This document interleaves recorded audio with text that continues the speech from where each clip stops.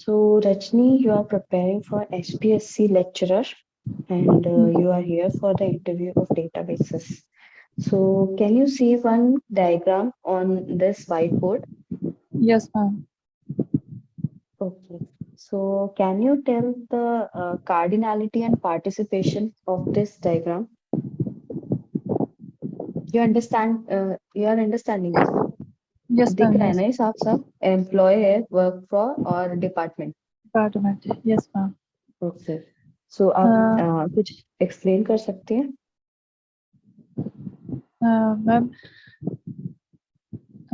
Cardinality ये होता है कि means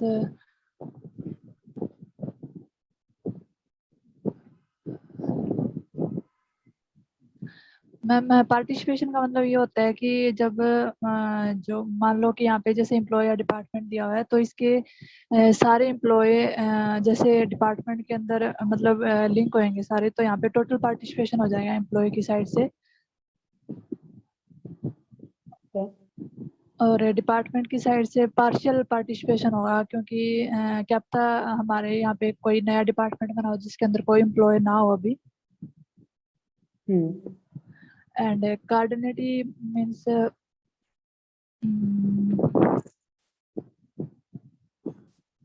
sorry ma'am, I can't explain. Okay, ठीक है. Strong and weak entity sets का कुछ आइडिया है? Yes ma'am. क्या होता है? मैं जो वीक एंटिटी सेट होता है वो मतलब उसके अंदर यूनिक की नहीं होती, प्राइमरी की प्रेजेंट नहीं होती, वो हमेशा किसी दूसरे आइडेंटिफाई रिलेशनशिप पे डिपेंड करता है। ओके. स्ट्रॉन्ग में? स्ट्रॉन्ग में मैम वो खुद को मतलब उसके अंदर प्राइमरी की प्रेजेंट होती है जो खुद को मतलब खुद के रिलेशन को आइडेंटिफाई कर सकती है। ओके. डिकम्पोजिशन का कुछ आइडिया है? डिकम्पोजिट परफॉर्म करते हैं टेबल्स पे. Normalisation ma'am? हाँ, नॉर्मलाइजेशन में. तो क्या प्रॉपर्टीज का ध्यान रखना पड़ता है डिकम्पोजिशन के टाइम पे? कुछ प्रॉपर्टीज होती हैं वहाँ पे? जो नॉर्मल फॉर्म है वो पूछ रहे हो? नहीं, जब डिकम्पोज करते हैं तो कुछ प्रॉपर्टीज का ध्यान रखना पड़ता है ना, जैसे डिपेंडेंसीज हैं, डिपेंडेंसी प्रिजर्विंग है या नहीं. हाँ, लॉसलेस और डिपेंडेंसी प्रिजर्विंग मैम। हाँ, तो क्या होता है वो? मैम, लॉसलेस में ये होता है कि जब हम डिकम्पोज करते हैं टेबल को, तो जो एक्चुअल डाटा है वही प्रेजेंट होना चाहिए। जैसे अगर मान लो जब डिकम्पोज करने के बाद हम दोबारा ऐड करते हैं, तो उसके अंदर अगर हमारा कोई एक्स्ट्रा डाटा आ रहा है तो वो भी एक तरह से डाटा का लॉस होता है उसमें भी। ओके. और जो डिपेंडेंसी प्रेजरिंग मतलब है कि जब टेबल को डिकम्पोज करते हैं, तो जो पहले फंक्शनल डिपेंडेंसी थी वो सारी की सारी दोबारा रिकवर हो रही है या नहीं। तो डिपेंडेंसी प्रिजर्विंग और लॉसलेस हमेशा होना कंपलसरी है ना, हर स्टेप ऑफ नॉर्मलाइजेशन में? मैम, लॉसलेस कंपलसरी है, डिपेंडेंसी प्रेजरिंग हो भी सकता है, मे और मे नॉट। एक लिंक मैंने शेयर कर रखी है चैट बॉक्स में, शो कर रहा है क्या?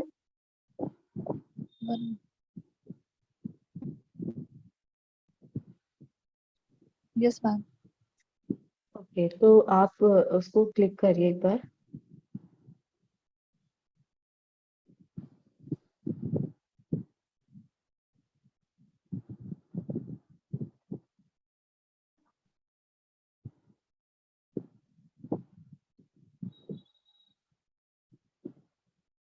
कोई पेज खुला? प्रोसेसिंग हो रही है मैम। हम्म. प्रोसेसिंग हो रही है मैम। अच्छा.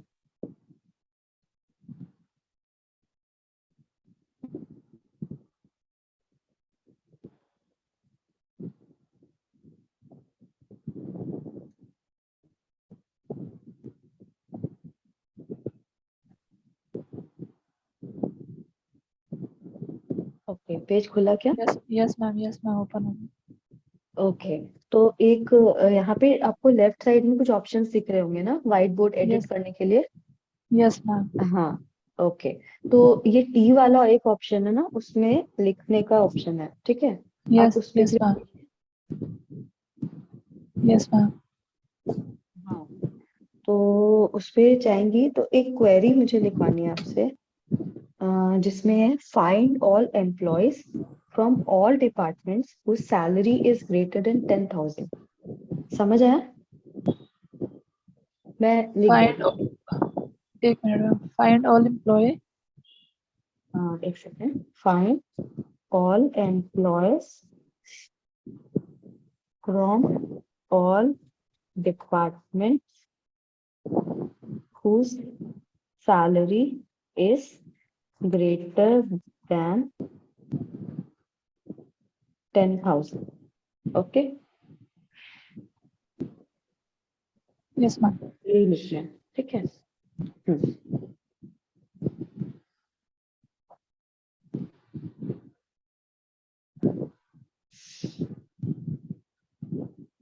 मान लीजिए कि एम्प्लॉय नाम की एक टेबल है, जिसमें उसकी डिटेल्स हैं, जैसे कि सैलरी है, नेम है, और एक प्राइमरी की है, मान लीजिए स्टाफ कोड, ठीक है। ये आपका एम्प्लॉय टेबल है। एक मिनट और मैम, रिपीट करना। डिपार्टमेंट टेबल, एम्प्लॉय टेबल है, मैं लिख दे रही हूँ। एम्प्लॉय टेबल है आपका, उसमें प्राइमरी की स्टाफ कोड ले लेते हैं, ठीक है। और फर्स्ट नेम और डिपार्टमेंट नंबर, ये डिटेल्स उसकी हैं, ठीक है। और यस मैम। सैलरी है। ओके। ये आपकी डिटेल्स आपकी एम्प्लॉय टेबल में प्रेजेंट है, ठीक है। तो आप क्वेरी लिख सकते हैं।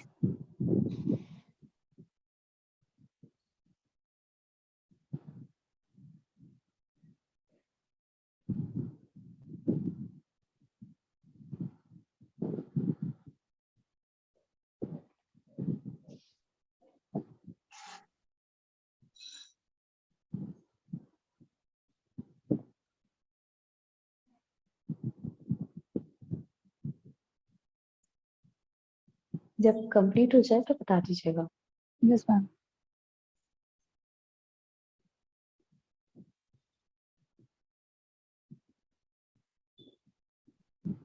हो गया?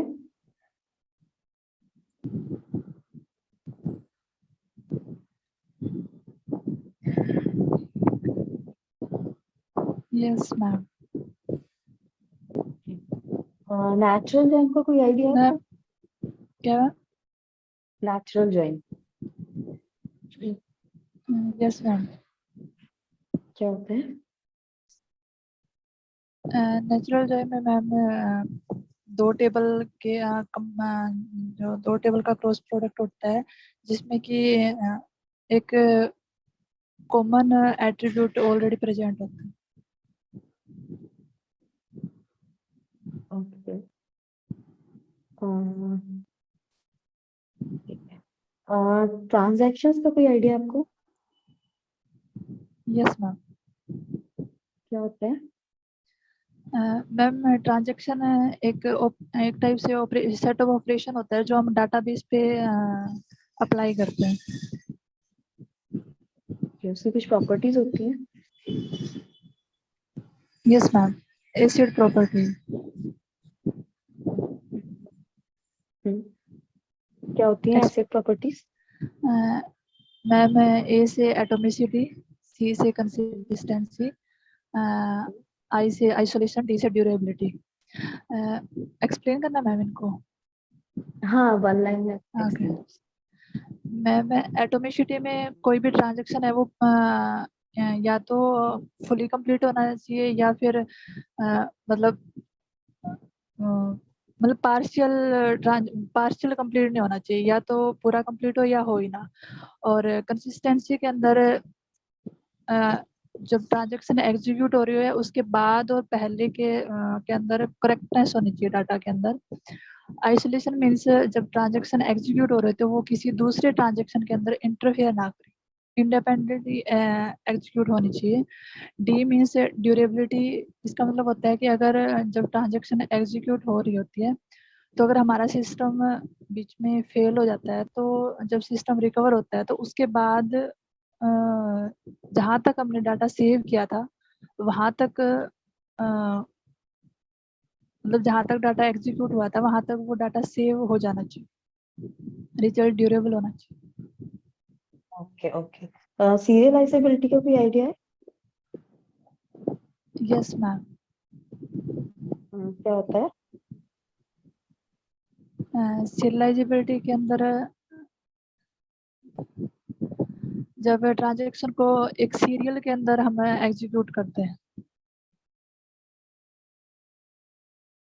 अच्छा, सीरियल शेड्यूल और सीरियलाइजेबिलिटी दोनों सेम होता है क्या? No ma'am. क्या डिफरेंस होता है दोनों में? मैम सीरियल शेड्यूल तो ये होता है कि एक ट्रांजैक्शन के बाद दूसरी होनी चाहिए, मतलब बीच में वो एक दूसरे को कन्फ्लिक्ट ना करे।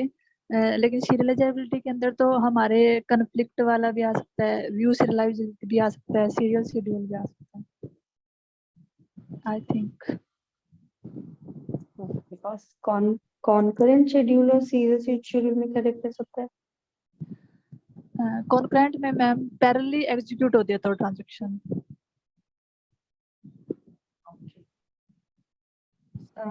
कुछ कॉन्करेंसी कंट्रोल प्रोटोकॉल्स के बारे में आइडिया है आपको? यस मैम, इसमें एक लोक बेस प्रोटोकॉल होता है और next one time stamp protocol and next Thomas right. उसके बाद एक ग्राफ बेस्ड प्रोटोकॉल भी होता है। इंडेक्सिंग का कुछ आइडिया है आपको? कुछ कुछ है मैम, ज्यादा डीप में नहीं पता अभी। अच्छा, इंडेक्सिंग क्या होता है ऐसे? इंडेक्सिंग में मैम जब हम किसी डाटाबेस को पॉइंट करते हैं तो उसका इंडेक्स होता है वो मेन मेमोरी के अंदर स्टोर होता है, और वो जब मेन डाटा को पॉइंट करता है जो डिस्क के अंदर प्रेजेंट होता है। नहीं, बेसिकली इंडेक्सिंग का कुछ डेफिनेशन याद है? इसमें मैम हम मतलब इंडेक्सिंग इंडेक्स का यूज क्या है, मतलब क्यों करते हैं इंडेक्सिंग? जब हम सारा डाटा मेन मेमोरी के अंदर स्टोर नहीं कर सकते तो हम इंडेक्स क्रिएट करते हैं।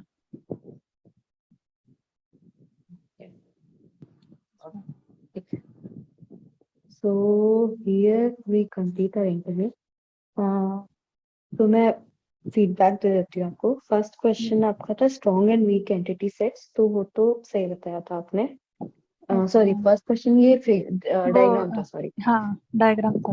हाँ, हाँ, तो पार्टिसिपेशन तो ठीक बताया था। डबल लाइन है तो इसका मतलब टोटल पार्टिसिपेशन ही होगा। ठीक है। हाँ जी, सिंगल लाइन है तो ये पार्शियल पार्टिसिपेशन है, हाँ ठीक जी, है। हाँ जी। और कार्डिनैलिटी जो है कार्डिनल। एम्प्लॉय की 1 होगी और डिपार्टमेंट की n है, क्योंकि एक डिपार्टमेंट में यस मल्टीपल मैम, एम्प्लॉयज हाँ। काम कर सकते हैं ना, यस बट मैम, एक यस मैम, एम्प्लॉय वो, एक ही डिपार्टमेंट में काम करे, हाँ उसकी वो कार्डिनैलिटी 1 होगी, मुझे एक्सप्लेन ठीक करने है। में थोड़ी दिक्कत हो रही थी मैडम, मेरे को ध्यान अच्छा, नहीं। Yes ma'am. कोई बात हाँ नहीं। जी। उसके बाद strong and weak entity sets, वो सही था। फिर प्रॉपर्टीज ऑफ डिकम्पोजिशन भी सही बताया था। उसके बाद यस मैंने मैम। एसक्यूएल क्वेरी पूछी थी, वो भी आपने सही लिखी थी, ठीक है। ठीक और है। फिर हाँ, प्रॉपर्टीज ऑफ ट्रांजैक्शन सही बताया था। फिर सीरियलाइजेबिलिटी में आप थोड़ा कंफ्यूज हो गई थी कि, ठीक। हाँ, एक नेचुरल जॉइन मैंने पूछा था, वो कुछ यस कंफ्यूज हो गई मैम। थी। नेचुरल जॉइन में क्या होता है कि एक कॉमन की एट्रीब्यूट होता है जिसके according cross product perform cross होता है, प्रोडक्ट होता है, ओके मैम। बट इसके रिजल्ट जो है की एट्रीब्यूट इक्वल होंगे, तभी इस पे नेचुरल जॉइन लग सकता है, नहीं तो वो क्रॉस प्रोडक्ट के इक्वल ही होगा। तो एक तरह ठीक से है। नेचुरल जॉइन क्या होता है, आपका क्रॉस प्रोडक्ट उसके बाद कुछ सेलेक्ट क्वेरी, ठीक है, cross yes ma'am. Product followed by some select query on some की बेसिस, ठीक है। ओके। उसके बाद सीरियलाइजेबिलिटी क्या होता है कि आपके बहुत सारे कॉन्करेंट शेड्यूल्स हैं जो कि परफॉर्म हो सकते हैं एक साथ, लेकिन क्या यस। है कि वो एक दूसरे का वो एसिड प्रॉपर्टीज मेंटेन करके रखेंगे ओके। एट एवरी सिचुएशन, ठीक है। ये आपका सीरियलाइजेबिलिटी होता है, और सीरियल मतलब ट्रांजैक्शंस एक के बाद एक परफॉर्म करेंगे, ठीक है मैम। और कॉन्करेंट मतलब कि सारे ट्रांजैक्शंस जो है किसी भी ऑर्डर में परफॉर्म हो सकते हैं, यस मैम। ठीक है। समझ आया, कोई डाउट है? Indexing ma'am. हाँ, इंडेक्सिंग बेसिकली जो आपने लास्ट टाइम बताया वो सही बताया था कि ये जो है अगर हम बहुत सारा डेटा आपका मेन में नहीं रख सकते तो हम इंडेक्स मेंटेन करके रखते हैं उस डेटा का, जिससे कि हम हमारा क्या है, ट्रेवर्सल इजी हो जाए ओके। और ट्रेवर्सल कम टाइम में हो जाए, क्योंकि क्या है कि मान लीजिए ए से जेड तक हमारा कोई डेटा है, तो हमने एक इंडेक्स मान लीजिए ए पे रख दिया, और वो सीक्वेंस ऑर्डर में ही होगा। एक इंडेक्स हमने ए पे रख दिया, फिर एक इंडेक्स मान लीजिए हमने एच पे कर दिया, तो अब हमें डेटा अगर आई चाहिए तो हम ए से स्टार्ट नहीं करेंगे, हम सीधे एच पे जा करके आई को ले लेंगे, उससे हमारे नंबर ऑफ ओके। ट्रेवर्सल्स और सर्चिंग टाइम लो हो जाता है, ठीक है। ठीक है मैम। उसमें भी काफी सारी टेक्निक्स होती हैं इंडेक्सिंग में भी, सो वो एक बार आप हल्का फुल्का देख लीजिएगा, ठीक है। आपको मैम, बेसिक आइडिया होना चाहिए। हाँ, जो इसमें बी और बी प्लस ट्री होता है, क्या वो इसमें ऐसा हो सकता है कि इंसर्शन या डिलीशन करवा के देख सकते हो उस टाइम? नहीं, उतना टाइम तो मुझे नहीं लगता कि मिलेगा बी और बी प्लस ट्रीज में, बट हल्का फुल्का आइडिया होना चाहिए ओके मैम। कि इंसर्शन डिलीशन ये सब चीजें होती हैं, और छोटे छोटे एग्जांपल्स आप देख सकते हो बी या बी प्लस ट्रीज से, ठीक है। बहुत हाई ओके। फाई में मत जाइए, छोटे छोटे एग्जांपल देख लीजिएगा, क्योंकि कह नहीं सकते कि इंटरव्यू के दिन आपसे क्या पूछ ले, है ना। तो ठीक है। बेसिक आइडिया होना चाहिए जितना आप कवर कर सकते हो। बाकी ओके। कॉन्करेंसी कंट्रोल प्रोटोकॉल्स में वही सब है, टू फेज लॉकिंग, और हाँ, जितना आपने बताए थे नेम्स वो ठीक ठीक यस। थे। ओके। सो ओवरऑल सही है, काफी क्वेश्चंस आपने अच्छे से ही आंसर किए हैं, okay. So I am quite satisfied with that. बाकी ठीक है, रिवाइज करते रहना।